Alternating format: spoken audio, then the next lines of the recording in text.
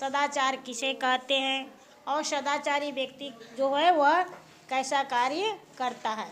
सदाचारी व्यक्ति जो है वह कैसी वाणी बोलता है, मीठी वाणी बोलता है। सदाचारी व्यक्ति दूसरों के प्रति अच्छी भावना रखता है, वह कभी किसी के प्रति ईर्ष्या नहीं करता। तो हमें कैसा बनना है, सदाचारी व्यक्ति बनना है।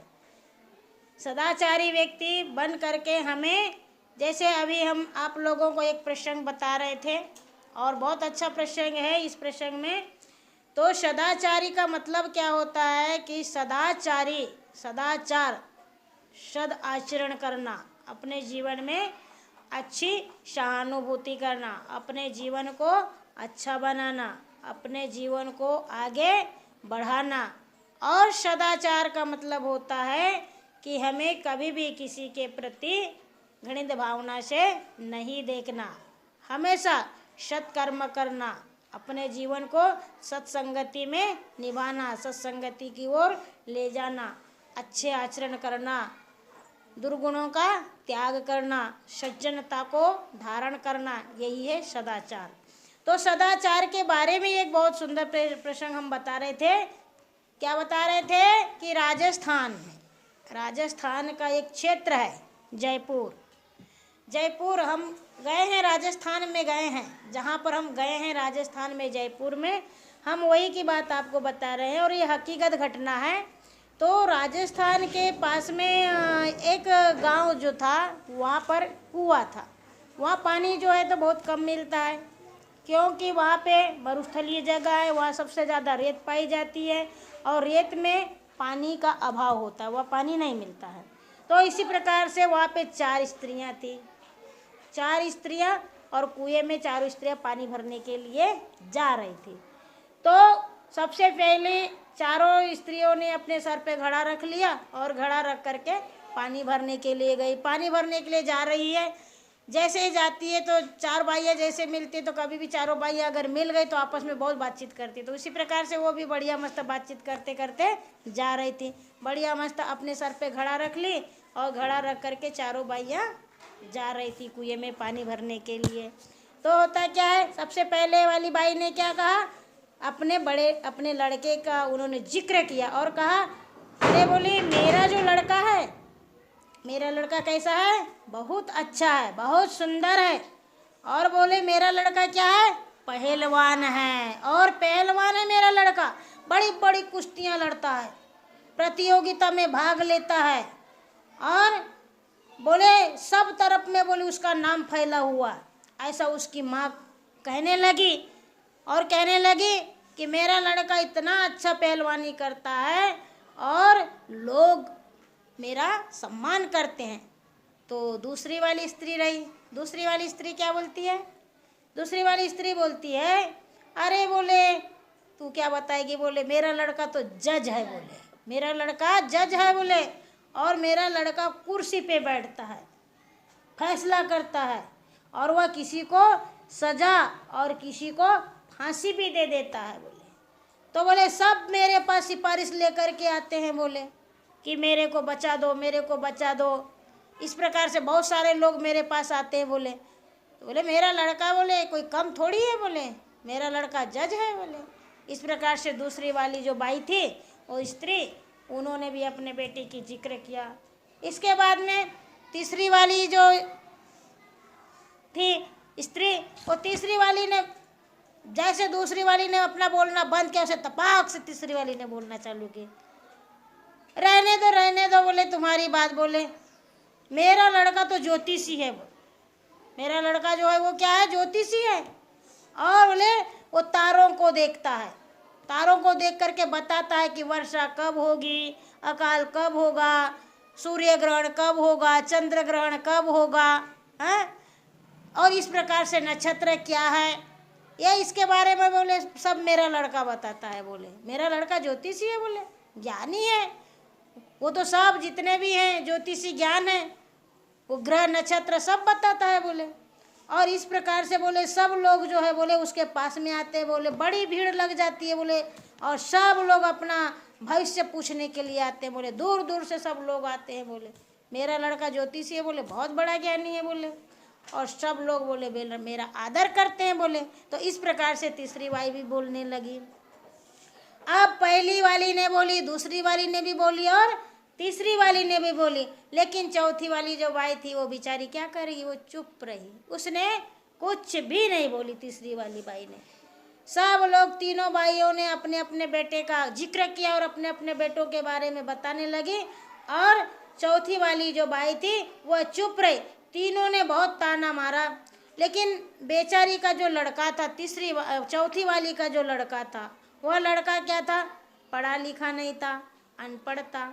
अब वो क्या कहेगी अपने बच्चे के बारे में, जिसका बच्चा पढ़ा लिखा भी ना हो, कोई विद्वान भी ना हो, ज्ञानी भी नहीं है, कोई जज भी नहीं है, कोई पहलवान नहीं है, तो क्या बताएगी वो अपने बच्चे के बारे में? कुछ बता पाएगी?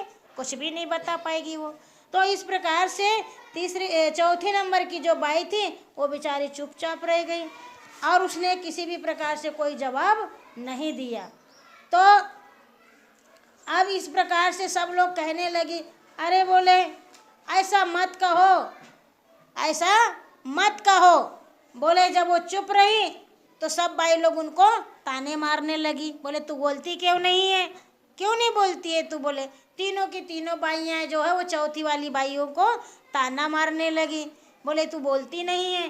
तो उन्होंने कहा मुझे ताना मत मारो बहन, और ऐसा मुझे मत कहो, क्योंकि मेरा बेटा भले ही पढ़ा लिखा नहीं होगा, लेकिन वह मेरी बहुत बड़ी सेवा करता है, अपनी पढ़ाई लिखाई के साथ साथ गांव भर की चिंता करता है और सभी लोग उसकी प्रशंसा करते हैं।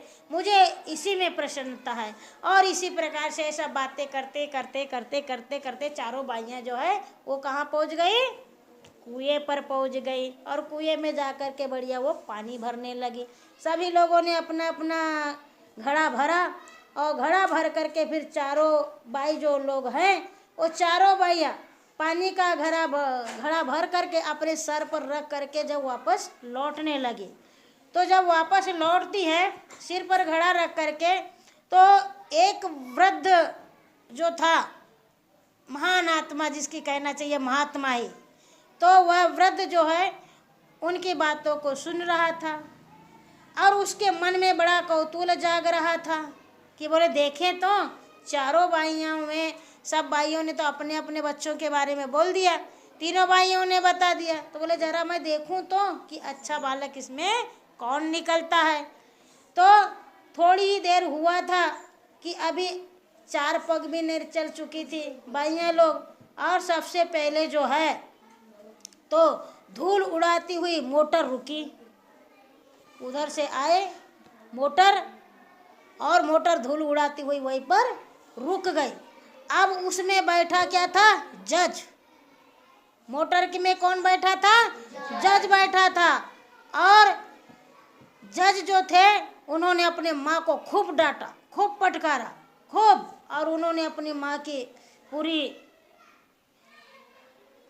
डांट लगा करके अपनी माँ को इतना मतलब शर्मिंदा कर दिया कि बेचारी माँ जो है वह शर्मिंदा हो गई। तो उसने क्या बोला जज ने? अरे बोले माँ बोले आप मेरी क्यों बेइज्जती करने पर तुली हुई हो? आप मेरी क्यों इतनी बेइज्जती करा रही हो? कितनी बार कहा कि आगे पीछे पानी भर लिया करो। हे माँ, मैंने आपको कहा कि आगे पीछे पानी भर लिया करो, लेकिन मेरी गाड़ी चलाते समय आप इस रोड से पानी ना भरो। और तुम बोले, आप बोले इस रोड से, बोले मैं गाड़ी चला रहा हूँ, मोटर चला रहा हूँ, मैं जज हूँ, और आप मेरे को शर्मिंदा कर रही हो क्योंकि मेरी माँ, मैं जज और मेरी माँ, तुम यहाँ पे कुएं में पानी भर करके, घड़ा में पानी भर करके ले जा रही हो। तो बोले इसके कारण तो मेरी जो आँख है ये शर्म से नीचे झुक रही है, इसलिए माँ तुम मुझे क्यों शर्मिंदा कर रही हो? ऐसा डांट फटकार कर दिया और गाड़ी से आगे निकल गया। अब वो माँ वहीं पर सर के ऊपर घड़ा रख करके सोचने लगी, मन में विलाप करने लगी, रोने लगी। फिर थोड़ी दूर के बाद में फिर चले, बाइयाँ लोग आगे बढ़ने लगी, तभी दूसरे की आवाज़ आई, अरे बोले पानी भर करके हो भी गया कि नहीं हुआ है। उधर से फिर आवाज है, बोले पानी भर करके हुआ कि नहीं हुआ है, खाना कब बनेगा, क्या मुझे भूखा मार डालोगे। इतना कह करके वो हट्टा कट्टा पहलवान, दूसरा नंबर का हट्टा कट्टा पहलवान जो है वह मुंह बना करके चला, और सर पर पानी का घड़ा होने से अब वो बेचारी क्या करती, उसके लिए भोजन तो नहीं बना सक रही थी, कोई भोजन थोड़ी बनाती, उसके सर पे तो घड़ा था। लेकिन उसने अपनी माँ से कहा, बोले कब तक के पानी भरोगे, बोले मुझे भूख लगी है, मुझे पहलवानी करने के लिए जाना है और अभी तक के भोजन नहीं बनाई हो। ऐसा वो हट्टा कट्टा पहलवान आया और अपनी माँ को डांटने लगा। तो इस प्रकार से दूसरा नंबर का जो बालक था वह भी अपनी माँ को डांटने लगा।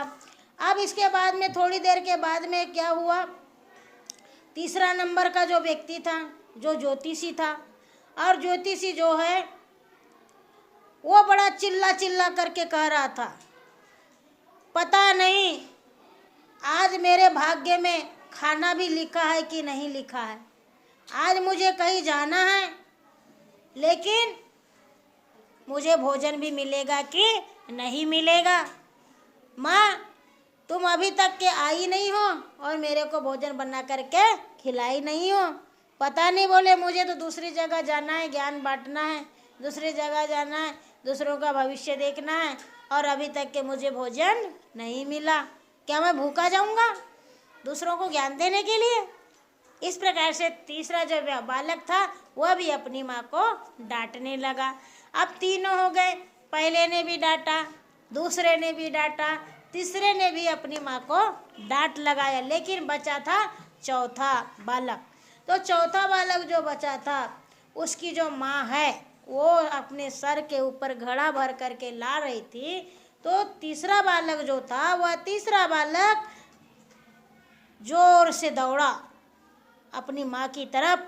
माँ सर के ऊपर घड़ा रखी थी और घड़ा रख करके तीसरा बालक जब दौड़ा और दौड़ करके अपने माँ के सर का घड़ा उतारा, घड़ा उतार करके उस घड़े को लेकर के घर लेकर के गया और बोला कि माँ, बोले आपने बोले इतनी मेहनत क्यों किया।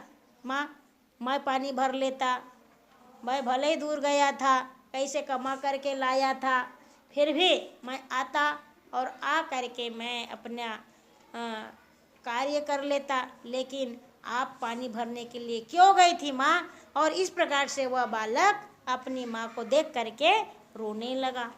तो इस प्रकार से कहने लगा कि बोले माँ मैं बहुत बड़ा अभागा हूँ, मेरे जीते जी तुम पानी भर रही हो और पानी भरने के लिए तुमको आना पड़ा। अगर आज खाना थोड़ी देर में भी बन जाता तो हम मर थोड़े जाते, हम थोड़ी देर बाद बना लेते भोजन, लेकिन आपको पानी भरने के लिए कुएं पर नहीं जाना था। तो इस प्रकार से चौथा नंबर का जो बालक था वह अपनी माँ को कहने लगा। अब इतना सुन कर के तीनों जो स्त्रियां थी, एक का जो बेटा था पहलवान, दूसरे नंबर का जो बेटा था जज, तीसरे नंबर का जो बेटा था ज्योतिषी, तो वो तीनों बाइयाँ थी, तीनों बाइयों की नाक शर्म से नीचे झुक गई। और चौथा नंबर का जो बालक था वो संस्कारी था, बहुत अच्छा बालक था, जिसने मतलब संस्कार सीखा था अपनी माँ से, तो उसने अपनी माँ का बोझ हल्का कर दिया और हल्का करके उसने अपनी माँ के काम में हाथ बटाया और हाथ बटा करके उसने अच्छा कार्य किया। तो इसी के लिए कहा गया है सदाचार। सदाचार का अर्थ होता है, सदाचार का मतलब होता है कि हम दूसरों के दुख को हरण करें, दूसरे के दुख को हरण करें, दूसरों के दुख को समझें, हम अपना ही न समझें, क्योंकि अगर जो व्यक्ति अपना ही समझेगा तो वह दूसरों के काम में हाथ नहीं बटा सकता।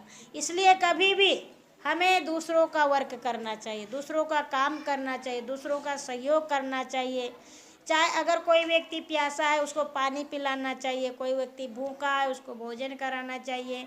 तो इस प्रकार से हमारे अंदर की भावना होनी चाहिए। जब तक कि हमारी ऐसी भावना नहीं होगी तो हमारे अंदर में सदाचार नहीं आएगा। तो सदाचारी जो व्यक्ति होता है वह व्यक्ति जो होता है हमेशा दूसरों के बारे में सोचता है, अपने बारे में नहीं सोचता। तो यही बात है। और जैसे यहाँ पर कुछ बात और आई है, जैसे क्या है कि एक बार की बात है, वहाँ पर बहुत कुछ योद्धा लोग थे। कुछ समय पहले की बात है, योद्धा लोग मारे गए थे। युद्ध के बाद राजा प्रजा की हालत जानने के लिए भेष बदल करके नगर में घूमने निकले और उनका पता चला कि कई देशभक्त ऐसे हुए जो वहाँ के संकट में दिन बिता रहे हैं। वे एक घर में गए, वहाँ एक विधवा औरत बैठी थी। राजा ने युद्ध काल का हाल चाल पूछा और औरत ने राजा से कहा, बोले मेरे जो पति हैं, मेरे पति वीर गति को प्राप्त हो गए, मेरा तो सब कुछ चला गया, अब केवल 4 अमूल्य रत्न हैं। राजा बोले कि वह कौन सा रत्न है? वह रत्न कौन सा है जो आपके पास में अमूल्य रत्न है? हम जरा उस रत्न को देखना चाहते हैं। तो उस स्त्री ने बोले आप थोड़ी देर ठहरिए महाराज, मैं आपको वे रत्न दिखा दूंगी जो कुछ समय बाद उसके चारों बेटे विद्यालय में पढ़ लिख करके वापस लौट आए। आते ही उन्होंने अपना अपना बस्ता खोला, निर्धारित समय पर रख दिया और माँ के चरण छुए तथा कुछ खा पी करके चारों बच्चे जो थे वह पढ़ने के लिए बैठ गए। तो इस प्रकार से जब चारों बच्चे पढ़ने के लिए बैठ जाते हैं तो थोड़ी देर बाद उस व्यक्ति ने पूछा कि बोले, उस स्त्री से पूछा कि बोले आप तो कह रही थी कि युद्ध में बोले मेरे पति मारे गए हैं और मेरे जो 4 रत्न हैं वो रत्न कहाँ हैं? मुझे वो रत्न दिखाई नहीं दे रहे। तब उस स्त्री ने उन चारों बालकों की ओर उंगली उठा करके संकेत किया और कहा, बोले ये मेरे चारों अनमोल रत्न हैं। इतना सुन करके राजा जो है वो अब हक्का बक्का हो गया और उन्होंने अपने छद्म वस्त्र हटा दिया और स्त्री ने देखा उनके सामने राजा खड़ा है। राजा ने उस माँ के चरण रज मस्तक पर लगाई और बालकों को हृदय से लगा करके आशीर्वाद दिया। तो इस प्रकार से जो है तो 4 अनमोल रत्न जो अच्छे बालक है, जिनके अंदर में अच्छे संस्कार है, वो उनके अनमोल रत्न है। ऐसा नहीं है कि सोना चांदी ही हमारा अनमोल रत्न है। बालक और बालिका जो है वही हमारे अनमोल रत्न है, क्योंकि हमारे आने वाले भविष्य की पीढ़ी के वही दाता है। आज नहीं तो कल बच्चा एक ना एक दिन बड़ा होगा, जवान होगा, पता नहीं वह बच्चा आगे बढ़ करके क्या बन जाएगा। कोई नेता बनेगा, कोई डॉक्टर बनेगा, कोई कलेक्टर बनेगा, कोई शिक्षक बनेगा, और वह कोई अच्छा बच्चा जो वीर जवान बनेगा, हमारे देश की रक्षा करेगा। तो इस प्रकार से व्यक्ति जो है, व्यक्ति का हमेशा सदा आचरण, अच्छा आचरण होना ही हमारे जीवन के लिए बहुत बड़ी उपलब्धि है। जो व्यक्ति सदाचारी होगा, जो बालक सदाचारी होगा, वह अपने जीवन में अच्छी कामयाबी को प्राप्त करेगा। और इसी प्रकार से हमें जो है ऐसे ही बालक बन करके हमें दिखाना है, अपने जीवन को आगे बढ़ाना है, अपने बुद्धि को कुशाग्र करना है। तभी तो हमें कुछ इस प्रसंग से सीखने को मिलेगा।